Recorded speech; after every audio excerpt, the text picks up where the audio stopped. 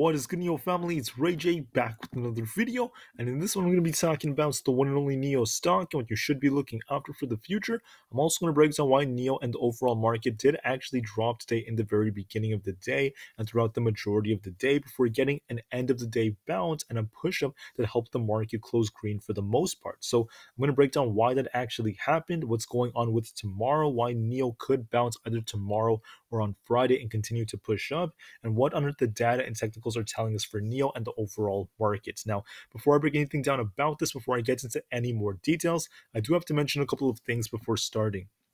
Firstly, I'm not a financial planner. Make sure you take none of this as financial advice whatsoever. And also, if you guys can, please smash the like button if you want to see more videos like this. It not only benefits me, it benefits the entire NIO community as a whole.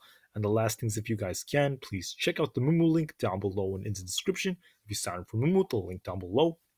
And deposit $100 into the account, you're guaranteed 7 free stocks, and 5 out of those 7 free stocks could be a free NIO share. It's a limited time offer. The offer ends in just 3 weeks. Make sure you check it out before they run out.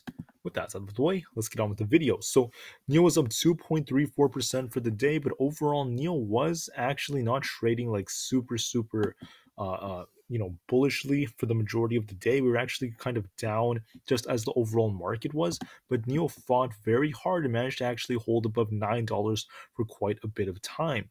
Then after that, at the end of the day, in the last like 20 minutes, the market just started to rally and rally. Then we got a big push at the very end as algos started to buy even more. This is largely in part because of the fact that SPY and QQQ do have the 0-day to expiration options. This is helping the market push up and actually readjusting lots of algos. Look at the algos. I actually have them right here for SPY. You could see right here the bearish momentum, the bearish flow was making up the majority of today for almost all of the day. Look at the momentum in favor of the bears, and then at the last minute, the last couple of minutes, boom, it went crazy. The algo started buying like crazy. They bought the market up, and that's why SPY pushed from 396 all the way up to 399. And how much time? That was like 20 minutes. That's insane. All right, it happened super fast to hurt some shorts, and we're likely going to see something very similar tomorrow, in my opinion. Now, before I talk about tomorrow, though, we have to talk about Jerome Powell, who was also speaking today.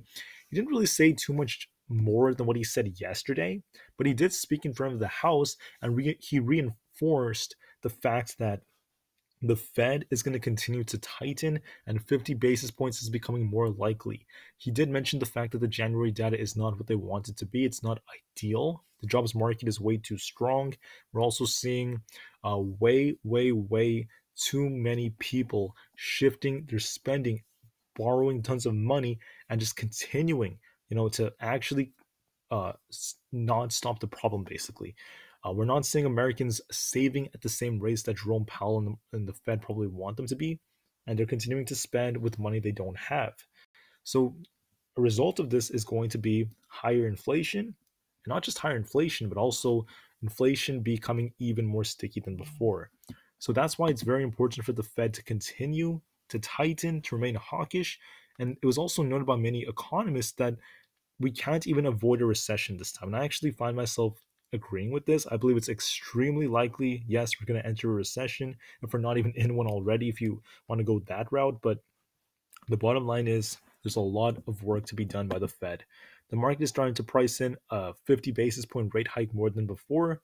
And with that said, the market, once again, it's kind of on the edge, but we are going to see some manipulation that's going to change the price action for Thursday and Friday. Now, when it comes to NIO, we do have some interesting things that have been announced. Basically, NIO put this on their Twitter page. NIO's immersive experience is powered by Dolby Atmos. I know I said that wrong, but they're basically working very hard with different companies to provide even more in-depth sound experiences for their users. So we're continuing to see more and more of these like partnerships with NIO, and this is actually helping to produce higher quality products, and that once again is bullish news for the long term. The ET7 does include this technology. We're also seeing this all over their websites, how NIO has been partnering with major companies out there, and they're actually working on improving sound experiences for their users. Now, when it comes to NIO stock, we actually had about 39 million in volume, a little bit less than normal. And on top of that, our short volume percentage increased just a little bit. We did see a little bit more shorting earlier during the week. This was actually updated as of yesterday. And this is because of how the market was underperforming. But I do believe this is going to decrease a little bit as we are going to likely see the market bounce. NIO does have a very low price pairs ratio as of right now.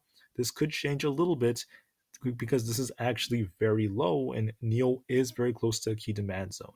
Now, besides that, almost all the data is the same. Thursdays tend to be green 51% of the time, Fridays 53% of the time. So this is favoring NIO to some degree, especially because we don't have way too much data coming out for tomorrow. Just to double check, I'm not seeing too much besides initial jobless claims. That's about it. And I do believe that the market might get a slow start, but then we're eventually going to see the market get bought up as the day goes on, similar to this, right? Just at the last minute, but I think it's going to be even more bullish for SPY. I'm saying this because on the hourly time frame, I called out a possible bullish divergence that was developing. And I'm just trying to double check this. The RSI was between, if you just want to look at this range, between 37 and about 42 back when SPY was down here. And then now SPY has established a higher low. It also held the trend line, which was the previous major resistance from the past. I will talk more about that in a later video. We held a very important trend line, and the RSI reached about a low of about, let's actually double check this. It actually hit all the way down to 38 or so. It went a little lower, I think at a different point, 35. So we did actually see the RSI get a little bit lower, even though we're a lot higher than at this low. So we bounced off the trend line. We held this pretty well, and we're likely going to see SPY continue to rally tomorrow. I think we're going to see more buyers. This is because of the 0 day to expiration options, and they're going to try to squeeze shorts again because we do have high put to call ratios. So I'm thinking tomorrow the market might get a big, or at least SPY will probably get a big bounce, and I think the QQQ will get a bigger bounce by like Friday. I think the QQQ is lagging behind just a little bit, and I do believe we're going to see a bullish move by the market for the short term, a bit of a bounce very soon, and this could actually help NIO bounce as well. So I'm thinking that NIO, the dollar index is like currently a little bit high.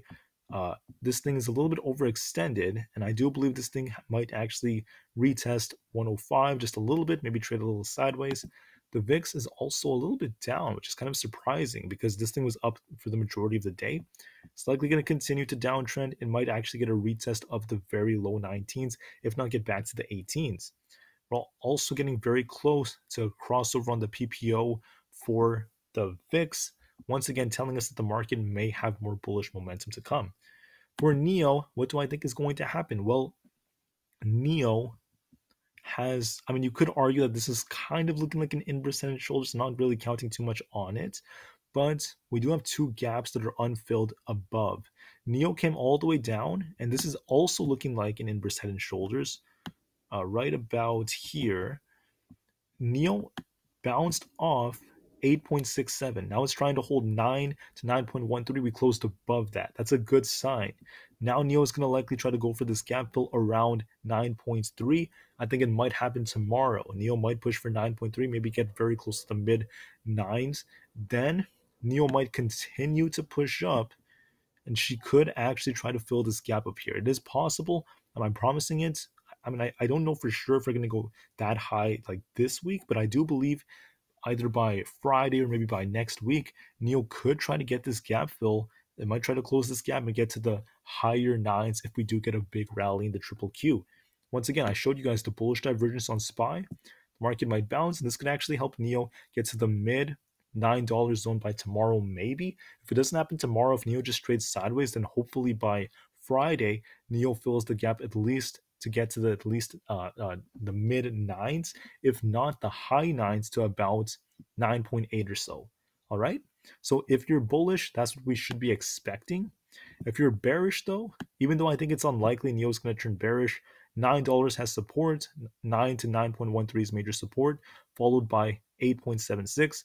I doubt NIO is going to drop that much tomorrow. I think the morning is going to be a little slow, so maybe she's a little slow in the beginning, but then later I think she's going to get bought up. And I do believe she's going to go for a lot of these gap fills. Once again, most likely, that's what I'm seeing.